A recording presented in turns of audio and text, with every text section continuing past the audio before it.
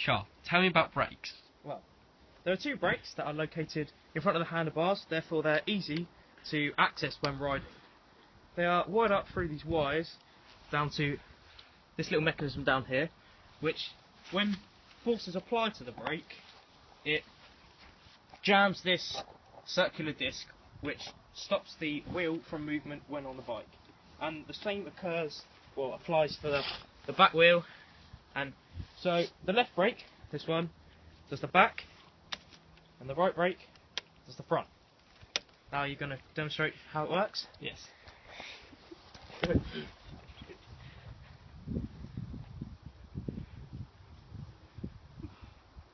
When you want to brake, you'll first click the back brake, because if you click the front, you'll go over the handlebars.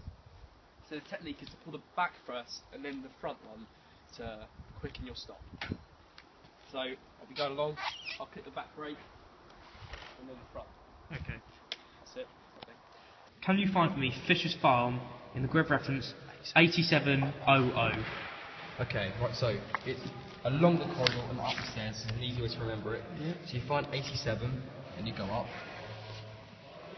and then you find 00 and you go along until they meet. This is the grid that we're looking at, and Fisher Farm is just there. If you want a more precise location, then you could do a 6-figure grid reference that you're going to explain now. Okay.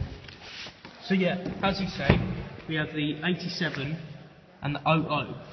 But for a 6-figure grid reference, we need an extra 2 digits. So in this case, Fisher Farm, that if we just drag this the whole way down to here, it's roughly 3 of these individual little boxes in. So that'll be 87 and 3. And likewise, we do it up here with the 0. We're going to count it up to 1, 2, 3, 4. Then we're going to go along to Fisher's Farm. And that is how you do a 6-figure grid reference.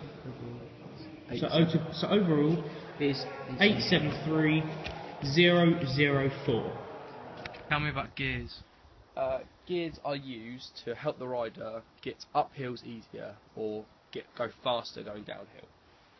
They work by, depending on the size sprocket that the chain is on, whether it's the biggest one or the smallest one, determines how easy it is to pedal. For example, at the moment we've got the bike on gear 1, gear 1.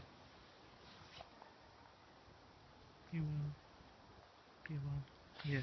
This means that the bike is really easy to pedal, but takes more pedals to get a certain distance, so it'll be used uphill. If the bike is changing gear, get there.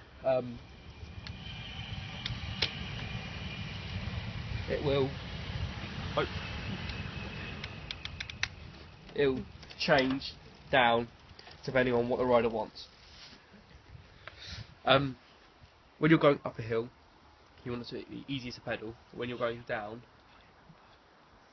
when you go down, you want it to be harder to pedal so you can keep pedaling rather than just pedaling, nothing happening because the wheels already go too fast. Do you want to explain? Do you want to demonstrate how to use it? I thought they're on at the moment. You have to change it.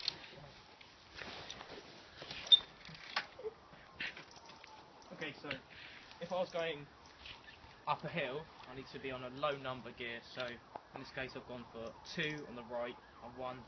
So therefore, my pedals will move around really quickly, like so.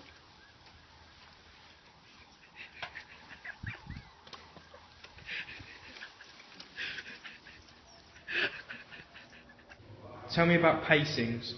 Pacings is how many steps it takes to walk 100 metres. Before you can use it on a map, you need to know how many steps it takes you individually to get to 100 metres. Give me an example.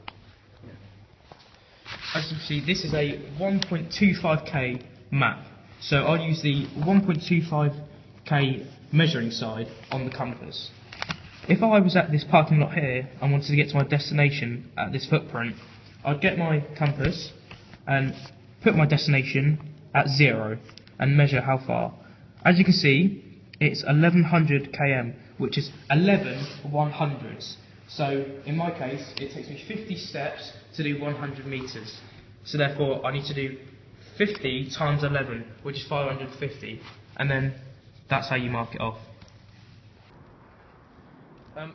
When adjusting the seat, or when mounting the bike, it's important that when you get on, you can touch the floor, and obviously in my case, I can't touch the floor with both feet.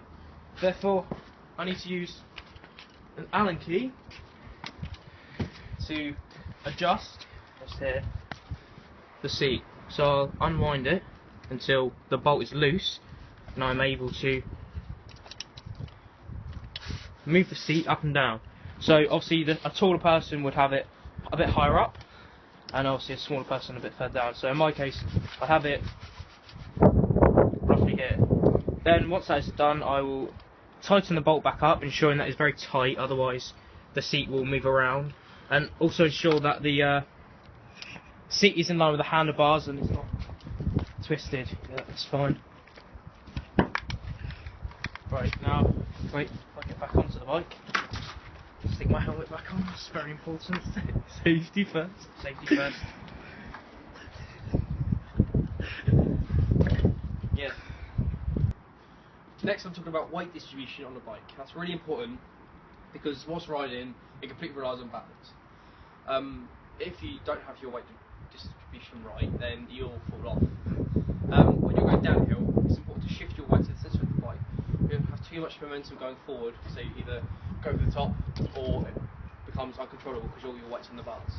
So when you're going down a hill, you would place your bum near to the back of the seat or hovering just above off the seat.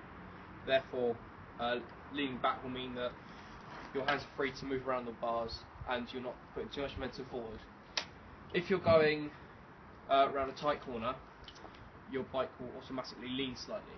It's down to you to keep the bike steady by leaning the other way to balance it out. Char, you can demonstrate for us now. Okay.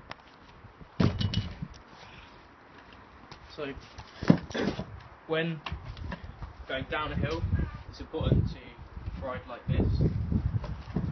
Right down.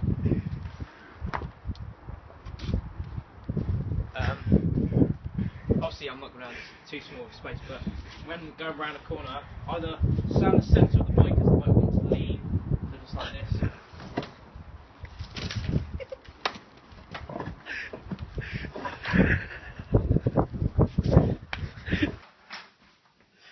It's important that safety when cycling because it protects your skull from being injured.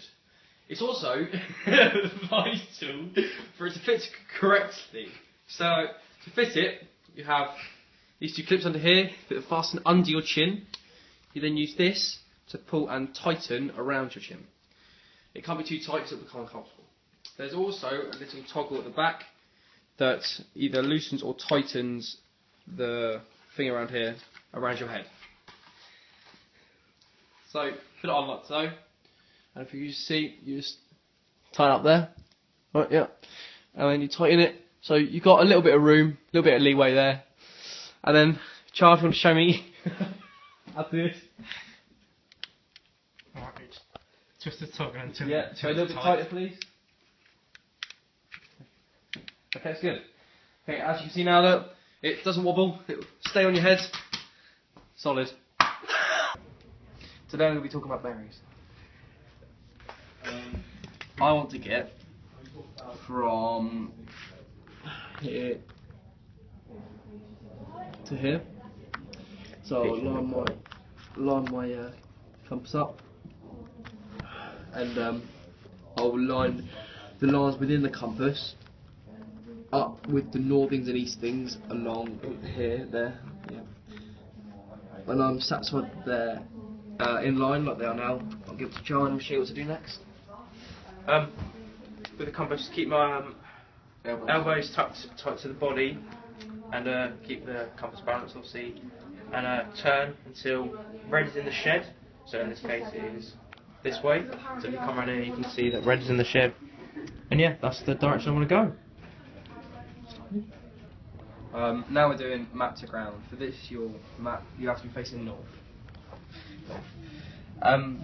This is when you use, if you're lost, you can use things you can see compared to where they are on a map to work out where you are and how to get to your destination. It also works to work out a route to a certain destination. Okay, with the map, if you were, say if I was here and I wanted to get to the school and I could see the school in the distance, I'll just point my map towards the school and then just work out a route through the housing estate to the school. And yeah, that's pretty much maps of ground. What's hand railing? Hand railing is when, if you're on a walk and you can't like see something that you know is in the distance, but if you're not aware that like a rail or a fence follows it round, then you just walk up to the fence and follow it round. Okay. For example, if you want to get to that door, but you can't see it, but you know the wall takes you there, you would just follow the rule without coming off of it until you eventually come to a destination.